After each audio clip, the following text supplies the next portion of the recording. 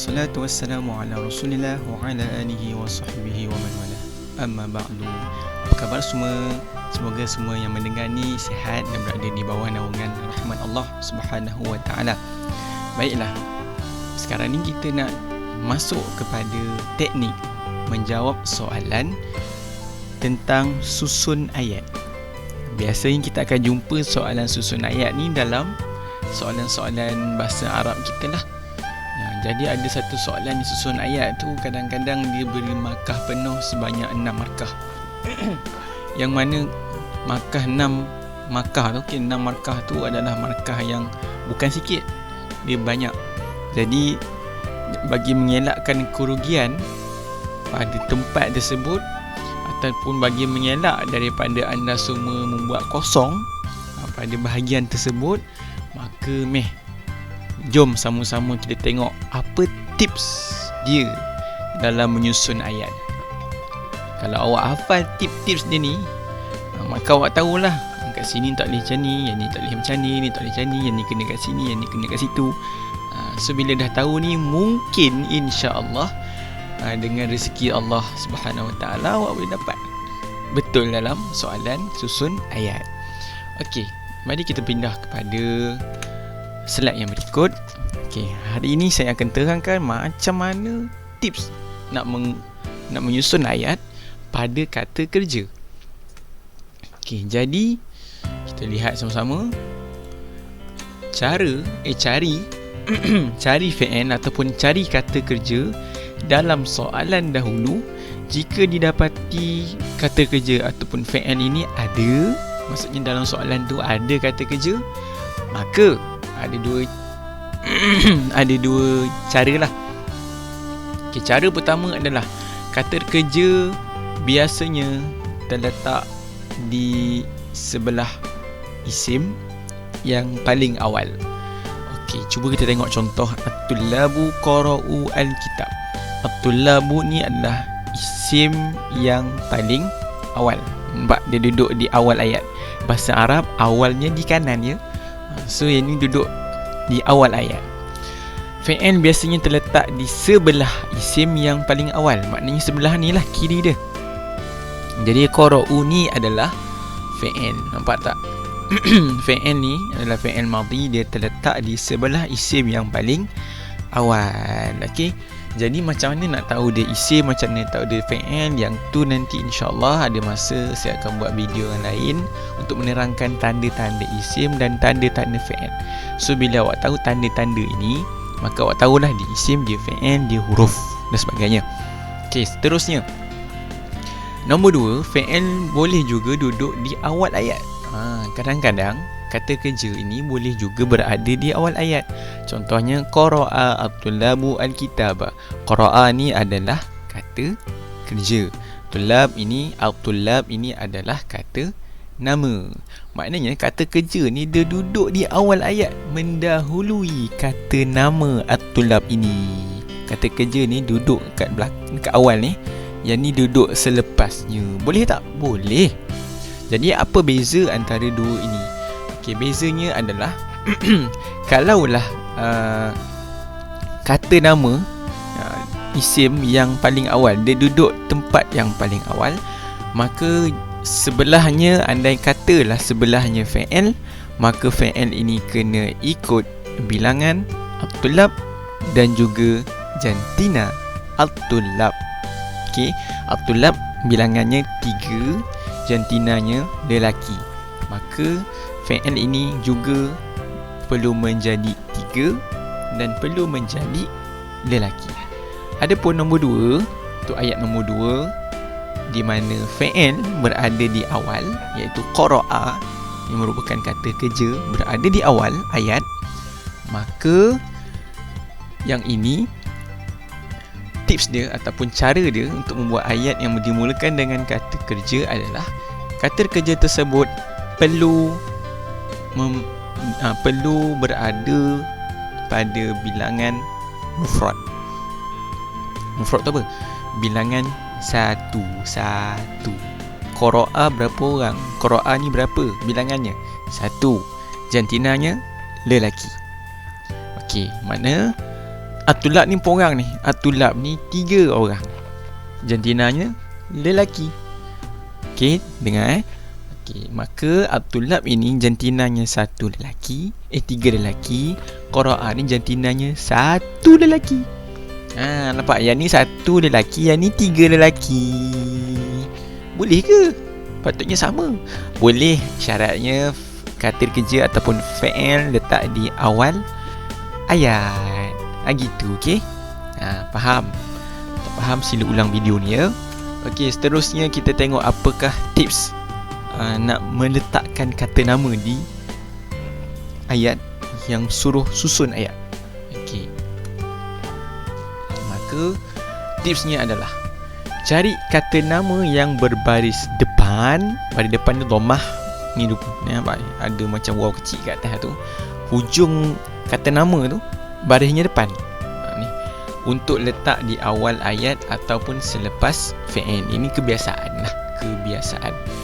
Okey, kat mana nak letak kata nama yang ada baris depan ni? Kat mana kata nama yang baris depan nak letak mana? Letak di awal ayat ataupun selepas fi'il. Contohnya nampak ni, At-Tullab ni adalah kata nama, ada tanda dia kata nama. Tandanya adalah tu alif lam tu. So dia kata nama, tengok dia baris depan. Nampak tak? Dia duduk di awal ayat. Dan kadang-kadang baris depan ni juga, kata nama yang baris depan boleh juga duduk selepas fi'il. Okey, fi'il tadi apa? Qara. Ini adalah fi'il, kata kerja. Okey, dia juga boleh duduk di selepas kata kerja. Okey, contoh ketiga, Mudirul madrasah ini maksudnya adalah pengetua sekolah.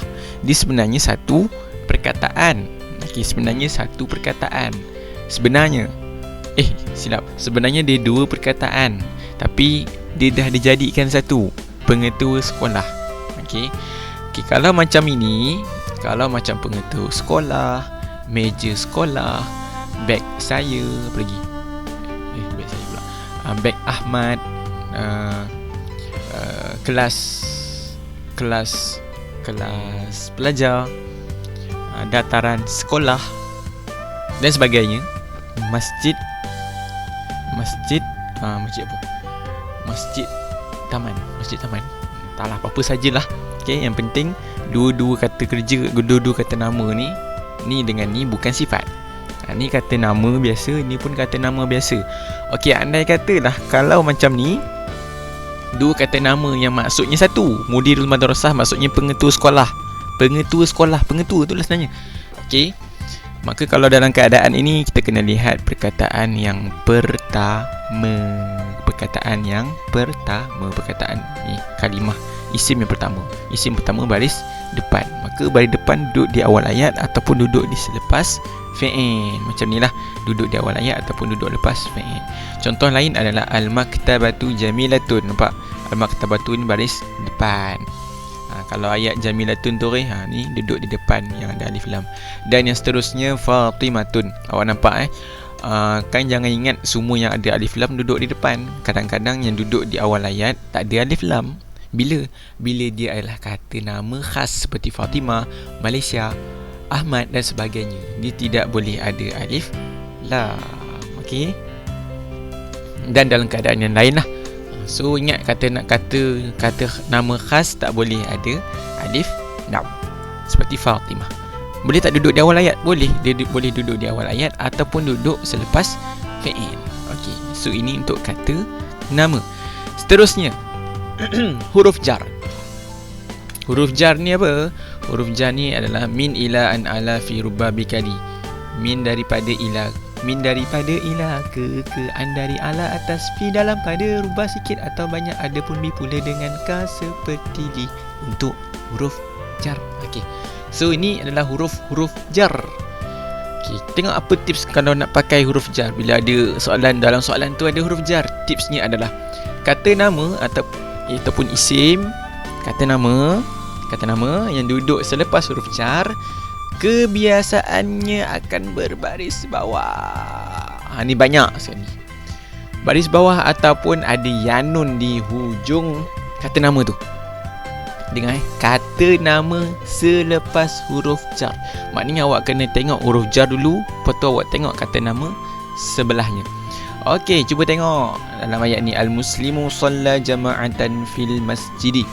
Orang Islam ni solat secara berjemaah di masjid. Okey, fi ni adalah huruf jar. Huruf jar, betul tak? Ni ada ada. Awak tengok kata nama ni, kata nama selepas huruf jar ataupun isim selepas fi ni, iaitu al-masjid. Cuba tengok ujung dia baris apa? Baris bawah.